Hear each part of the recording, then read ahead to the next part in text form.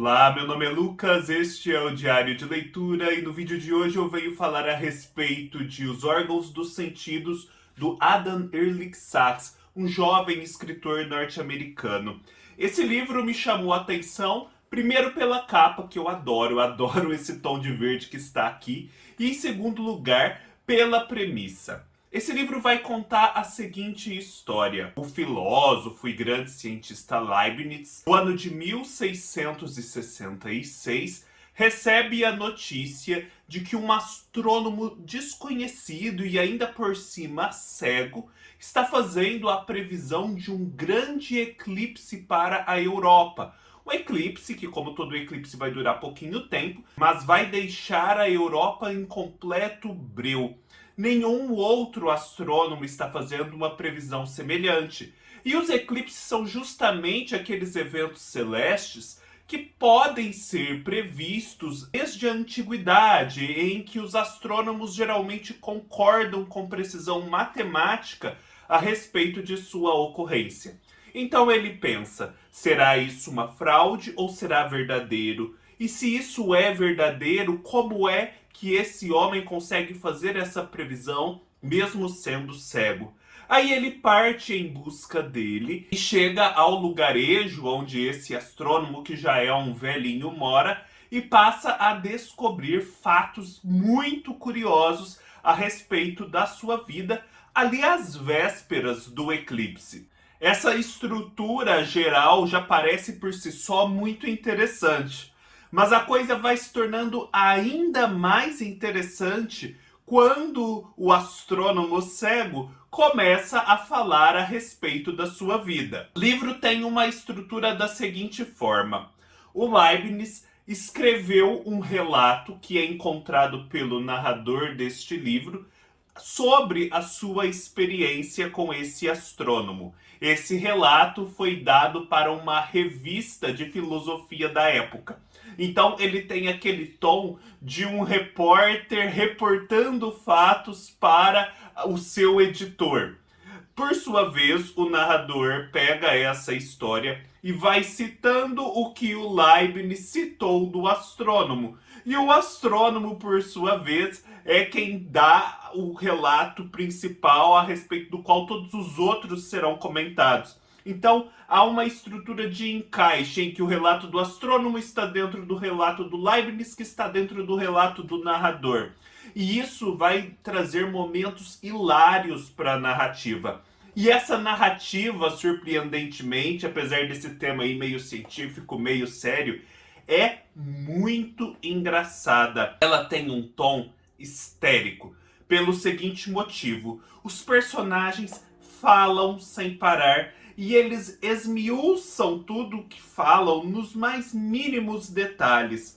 O astrônomo começa a contar a sua vida aventurosa, uma vida surpreendente, cheia de acontecimentos rocambolescos. E ele faz isso com muita precisão e ao mesmo tempo de forma muito expansiva, porque afinal de contas aqueles acontecimentos são até meio absurdos às vezes, mas enfim, parecem ter acontecido mesmo. O Leibniz é um personagem sempre retratado pela história, inclusive caçoado por isso pelo Voltaire em Cândido ou O Otimismo, por ser muito racionalista, muito certinho. Então o Leibniz vai reproduzindo o discurso do astrônomo, vai fazendo suas ponderações sobre a probabilidade de aquilo ser verdade ou não, e vai, portanto, esmiuçando esse discurso com as suas glosas, e sempre assim, de uma forma ainda mais pormenorizada do que o discurso já era originalmente. E por fim, nós temos o narrador, que acaba também acrescentando um comentário ou outro, dando uma nova estrutura ao discurso do Leibniz, o que só acrescenta mais uma camada de precisão, mais uma camada de detalhamento. E como eles falam muito, é como se eles estivessem narrando aqui sem perder o fôlego, assim, de forma frenética, histérica, muito concentrada, de modo que você não consegue parar de ler. Esse livro tem 219 páginas e eu não conseguia parar de ler, tamanha era a histeria desses personagens. Esse astrônomo mais velhinho, ele sabe aquelas pessoas que são muito faladeiras, que quando se põem a falar alguma coisa não param mais, tem uma energia inesgotável, que é muito boa de papo. Pois é, ele é essa pessoa. E a gente se envolve nisso. Eu acredito que esse livro pode não funcionar para algumas pessoas em determinados momentos, justamente por conta dessa estrutura que me agradou muito, porque ela pode cansar. Eu me diverti com ela, mas eu acredito sim que outras pessoas podem se cansar. Então vale fazer a experiência, baixar uma amostra no Kindle e sentir como vai ser. Mas afinal de contas, o que é que o filósofo conta a respeito de sua vida, esse eclipse vai ou não acontecer? Esse relato se dá às vésperas do eclipse. O Leibniz chega lá no dia do eclipse, faltam poucas horas, e o astrônomo começa a contar a sua vida. E à medida que a vida é contada, as horas vão se aproximando do momento crucial. E ele vai pontuando esse relato de vida com o tempo do relógio. Faltam 2 horas, falta 1 hora e meia, falta 20 minutos. E chega um momento que falta tão pouco tempo e ao mesmo tempo a gente ainda sabe tão pouco sobre ele que pensamos se vai dar tempo de chegar o momento do eclipse e ele encerrar a sua narrativa. Então é mais um motivo para a narrativa ser frenética. Esse astrônomo tem a seguinte história interessantíssima. E nesse ponto o livro se abre para novos horizontes, digamos assim. Ele é filho daquele que era o escultor real do Império Habsburgo. O Império Austro-Húngaro que governou aquela região da Europa por séculos, que era glorioso, que construiu Viena. O pai desse astrônomo era um escultor, o escultor real, e ele ajudou a construir Viena, tornar Viena a cidade que ela se tornou. Só que esse imperador para o qual ele trabalhava, o Maximiliano, falece e o seu filho Rodolfo ascende ao trono. E esse filho Rodolfo, assim, tinha um recalque em relação ao pai tremendo, queria apagar a memória do pai, ao mesmo tempo que só conseguia pensar nele. Então ele demite esse escultor imperial e muda a capital do império de Viena para Praga. E aí esse escultor fica desolado porque ele perde o sentido da vida e decide se mudar para Praga, agora já em condições mais periclitantes, ele já não é tão rico quanto era antes, e convencer esse novo imperador a dar trabalho a ele, de que ele tem valor.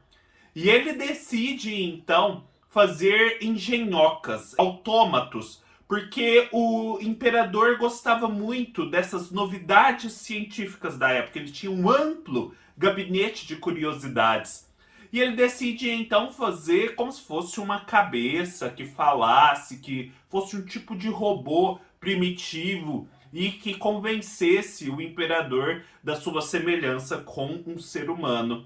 E ele vai, faz essa cabeça, muito com a contribuição do astrônomo, o seu filho, só que o astrônomo já está ali nos seus estudos, envolvido com eles, e descobre um telescópio. Ele faz um grande avanço no ramo dos telescópios e com isso uma nova estrela, uma supernova, salvo engano, que aparece no céu naquele momento e intriga a todos, poderá ser vista. E ele vai com o pai, só que ele não pode passar na frente do pai, para a corte desse Maximiliano, que é uma corte assim totalmente aloprada. E aí mostram esse invento da cabeça, o invento da cabeça tem lá uma certa repercussão, só que no meio do caminho há toda uma discussão a respeito dessa estrela e o astrônomo não se segura e vai lá contar para o imperador que ele tem esse telescópio. E aí o telescópio, de fato, naquele momento preciso em que essa observação é possível, revela essa estrela para o imperador. E o imperador, obviamente, fica fascinado e começa a prestar grandes favores para o astrônomo. Porém, o seu pai fica de lado, desolado e não consegue o seu intento original. E esse astrônomo passa a ser o astrônomo imperial, gozar de vários privilégios, inclusive ter um telescópio. Paralelamente, há toda uma questão sucessória envolvendo esse imperador Rodolfo, porque o seu irmão faz toda uma conspiração lá na Alemanha para ascender ao poder. É um momento em que há as guerras de religiões na Europa, protestantes e católicos. Há ainda aquela questão do Sacro Império Romano-Germânico. E o seu filho, o seu herdeiro, o Heinrich, é um sujeito meio estranho. Há sérias suspeitas sobre a sua sanidade mental. Afinal de contas, ele um dia encasquetou que tinha ouvido num sonho ou em outro momento uma nota musical muito específica. Não era necessariamente uma nota dissonante, mas era uma nota musical única. E ele ficou com aquilo na cabeça, aquilo não saía, aquela nota ficava na sua mente. E era preciso então reconhecer de onde ela tinha vindo.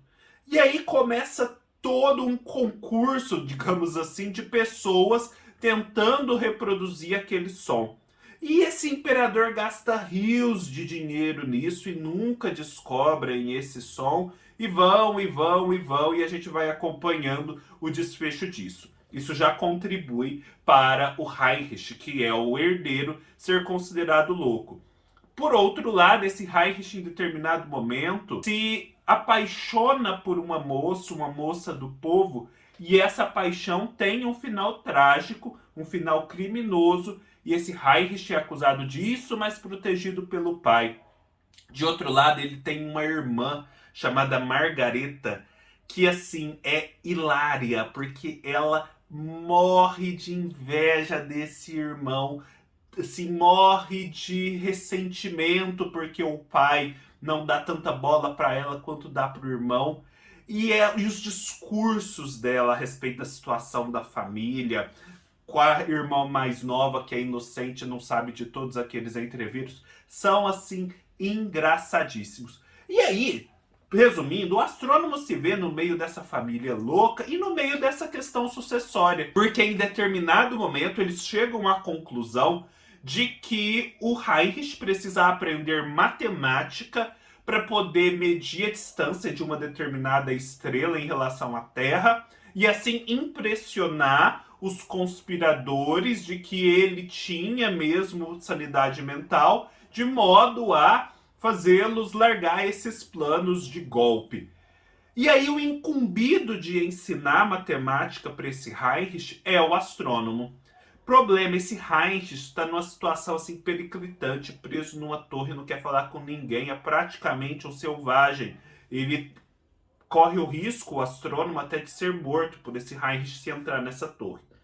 Então esse astrônomo fala o seguinte: olha, eu vou tentar ensinar matemática para esse rapaz, mas se eu conseguir ensinar matemática, eu quero acesso a recursos para fazer os meus telescópios. Só que assim, todos os recursos que forem necessários, sem limites. E aí o imperador, né, que já era pródigo, fala ok. E ele vai e ensina.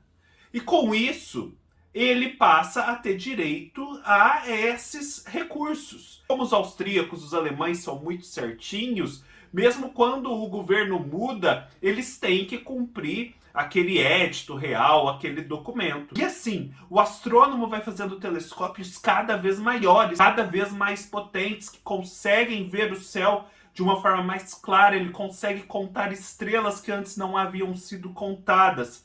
Só que isso vai drenando os recursos públicos e causando todo um problema no reino. Então nós temos esse conflito.